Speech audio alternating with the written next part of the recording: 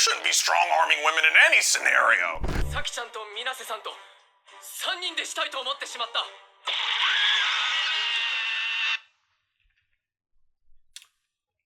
Yeah, this video is gonna be a weird one.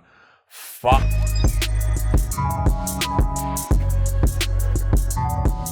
Harem anime overlap with a lot of different anime categories, from isekai to mecha, even slice of life. But the one category that they do often overlap with the most is one you won't find on my anime list: trash. Basura, British word for trash. What was it? What? Rubbish. Rubbish. I don't know why I played it out loud like that. Was just a burning dumpster fire of a show. Now, that might sound harsh, okay, but don't get me wrong. Just because a show is trash doesn't mean it isn't good. I use the heaviest air quotes with the good there. Maybe fun is the better word. Fun, it doesn't mean it's not fun. There's a reason why people turn their necks to watch the car crash that happened to them 2 lanes back. The disaster is naturally engaging, and that's how you can tell what a good harem anime is. But Girlfriend is different. And not in how it's not trash. It definitely is, possibly peak trash. Like, again, like,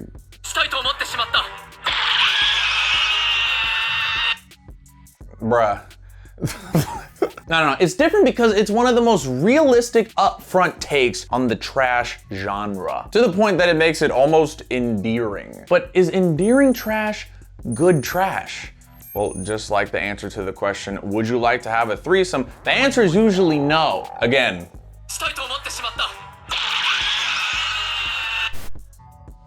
not overwhelmingly positive. I'm gonna keep this tabbed. But I feel like I'm getting ahead of myself. So let me run y'all through this. Why is our very upfront protagonist telling these random girls he wants a threesome? Well, see, he is Noya Mukai. Undeniably sincere person, to the point that his sense of ethics pushes him to ridiculous extremes and radical honesty. If I had to liken him to anything, it would be a first grade hall monitor. Young enough to say whatever is on his mind, and for some reason has some pretend authority in his life that he probably should not have. But oddly enough, his hall monitor-ness, is exactly what landed him Saki, his childhood friend, now girlfriend. That's the girl who keeps screaming in the clip. Wait, Caleb, run that one more time.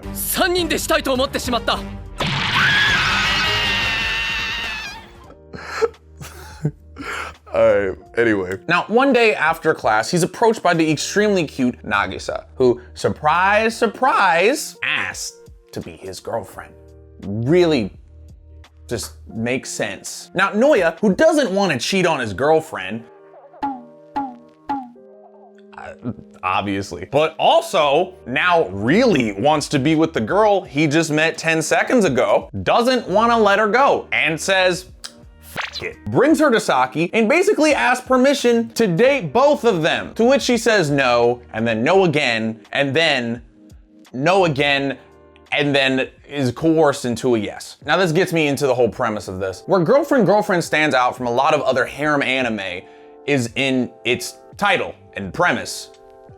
Girlfriend, that's a label. Commitment in any type in harem anime is usually not a thing. In the anime The Dungeon Only I Can See, the protagonist has made out with every girl in the show, and has claimed none of them. None. Like, they're just straight tonguing it in some scenes, and he's just like, nah, this is my homie. Yo, literally friends with benefits, quite literally. Curing headaches my ass, that dude is like, just making out with girls left and right. Like, come on. In my opinion, harems more often reflect polyamorous relationships, you know, the like more than just a friend type of deal. They just usually go unlabeled. I mean, it's just my opinion, but girls in harem anime can be found kissing the protagonist, cooking for the protagonist, and more often than not, living with them in the same house. Not barring, because they are family members sometimes. Hensky, I'm looking at you. Why did you add the little sister option? Why did you do that? They're not blood related though, so it's fine. As a dude who dabbles in a lot of like relationship analysis, what I like to say is if it looks like a relationship and it barks like a relationship, do I need to finish? It's a relationship. But what's different about girlfriend is they just say what they are from the get-go. Girlfriend and girlfriend, which brings along all the potential misunderstandings that might come along with being involved with multiple people, which then makes the show quite possibly the most grounded harem out of all of them. Now that labels are now established in this harem, what does that mean for the context of me being with multiple people other than, oh, she gets a little jealous. Oh, she woke up on my dick. Like, oh, sorry, sister.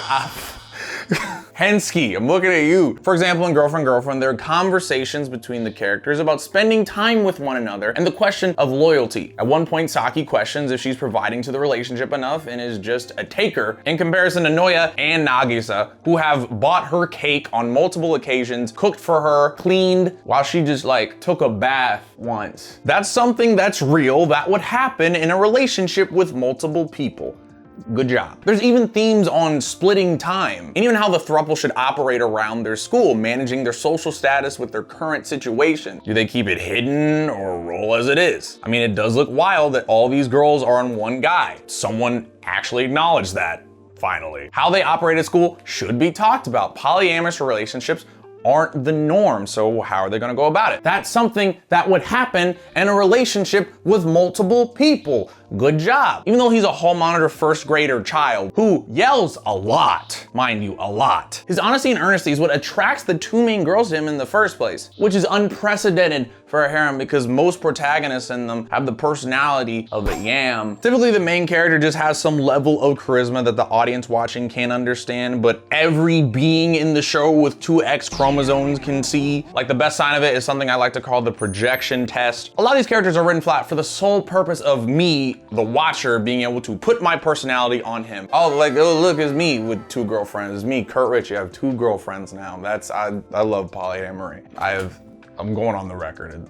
That is not true. That was for the bit. However, there is no way that I could ever put myself in this man's shoes. He is such a different personality that I see him as a separate person, and everything that happens on screen just happens, which would have to explain why different girls would like him. Why would they like a humdrum guy like myself? I don't leave the house. Like, in reality, that makes more sense. And because of those things, Girlfriend, I feel like evolves the harem genre a little bit, making each of the scenarios it puts itself in even wackier in comparison. And that's where it deserves credit. But the evolution of trash is still trash.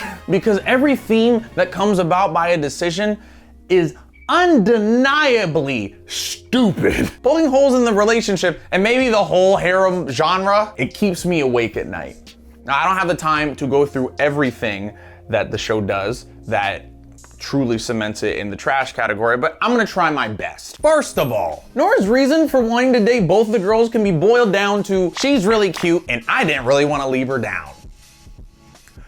Boy, like, which is kind of wild. Like, polyamory usually comes about because you have a certain philosophy on love and sharing it between people and being comfortable with yourself. Not the case really here. The beginning scene literally starts off with him saying, I have a girlfriend, but then another girl confessed her feelings. What do? I have the answer, say no. That is the typical route here. That is how loyalty works. Like, he doesn't want to cheat so bad, but he wants to cheat so bad that this is the solution.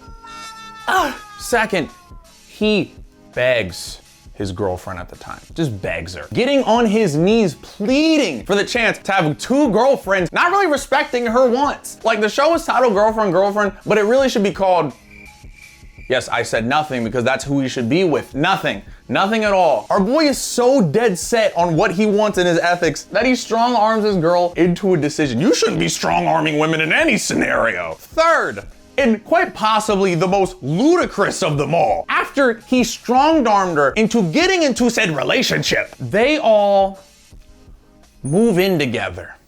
What? They're in high school. How are you affording this huge house? Back when I was in high school, I had to work at Target for minimum wage, like $7.25 an hour. Also, why are you moving in with each other in high school? Where are your parents? Oh, sorry. Their parents actually said they were cool with it via text. And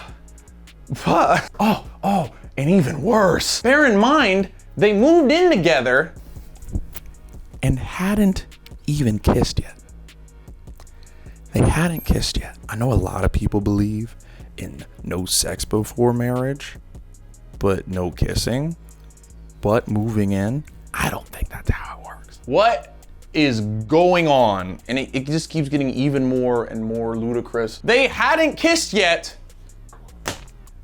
but all end up sleeping in the same beds together. Oh my God. And then the lunacy just gets a little bit higher every time. He inadvertently asked them for a threesome. As we all know, Caleb, run the clip. They obviously say no from the screams. Then he realizes, instead of, how normal loyalty works, he decides that it would be cheating if he slept with one and not the other. This show is a lot. He inadvertently asks for a threesome, realizes it might be wrong to sleep with one and not the other, and then to remedy the situation, proposes to get his dick removed surgically, just so everything can work out. Obviously, this is passed off as a gag, but what human being would do? You could just not. You want to be with both of them so bad, you'd rather have your pee-pee removed with like sutures and knives. What a guy. And then it gets a little bit even higher than that. Nagisa reveals she started liking him just off of one passing instance. At least that's what it's shown from the 4 episodes that have been out since I recorded this. And then upon seeing him, literally stops going to school for months to train herself to ask him out. To train. Like Goku. Like she posted up in the hyperbolic time chamber. Like, remember at the middle of this rant where I was talking about the positives of openly having 2 girlfriends in a harem anime brought? One such example being how to maneuver their social lives in a open relationship. Again, remember, bear in mind, we're right here right now. During that conversation about how to maneuver through school, they all somehow come to the conclusion to just hide in a gym storage locker and just say they all have to act like they don't know Nagisa. Like if a couple talks to another person, they're all together by just automatically. Why are you hiding on the roof? People can be friends. But wait. And here's the tippy tip top. Maybe I was wrong. Maybe actually they had the right idea. Because in episode 4, a girl walks in on them eating lunch in a gym storage locker. Yeah, weird. And off that alone, somehow deduces that they're all in a relationship. And now she wants to be one of the girlfriends too. See, this is the conclusion I came to with Girlfriend. From at least what I think, it acknowledges its lunacy in premise. The main character is a radically honest idiot. One of the supporting girls is a devoted, perfect woman, and the other is just trying to make everything work. And it continuously puts itself in random, insane, not any sense-making situations, which I think puts the whole harem genre and protagonist on a platter, showing how wild the premise can be, and whether that's what the show meant to do or not. That's what I took. All in all, Girlfriend is indeed trash. Although it does mark a turning point in wild harem anime and the obscurity of it all. And trash fantasies aside, I might watch the next episodes. Even though I just had a mental breakdown about it. But will you guys be checking out Girlfriend? Do you think it's doing this on purpose, or do you think it's serious? Let me know in the comments below. Anyways, I'm Curt from Beyond the Bot, signing off, and I'll catch you next flight. Oh, what's up, y'all? Yo, thank you very much for watching that episode. It was kind of me just going off. That is what it was. So thank you guys for allowing me to do that. Especially big thanks to our patrons, and the biggest thanks to these ones specifically. Thank you to Sugar Joe, Andrew M, Drew Warrenis, Critical225, Kyle, and of course Eric Tortura Patu. We love you. Really appreciate y'all. We don't do this without y'all. So yeah, and if you are new here, check out the Patreon, maybe, so I can keep pooping on anime sometimes, but not completely. Like, it's fine. It's a fine show. All right, it's just depending on what I'm gonna get in so much trouble. Anyways, time for our question. What anime during the Panini 2020-2021 was a sleeper hit for you, unexpected surprise, and why? Okay, so an anime I had recently just decided to start watching, like thick pandemic, was No Game, No Life, which was like, I was not expecting to enjoy. I knew a lot of people talked about it and it was really good, but I really flew off the rails with it. It was like, ended up becoming like one of my favorite shows, to the point that I might have purchased a little something. Here, let me bring it up. Where's my sin? It's here. It's problematic and it's here. Ah, yes. Yeah, degeneracy. As Jabril from No Game No Life, I have a problem. Big time sleeper hit, and so I'll be sleeping with this figure that I purchased. I don't know why, like, when I said that Freudian slurp there, I guess. But thank you all for watching. I am so sorry for saying everything I just said. We'll catch you guys in the next one. A lot of great content coming. We'll see you guys there. Peace.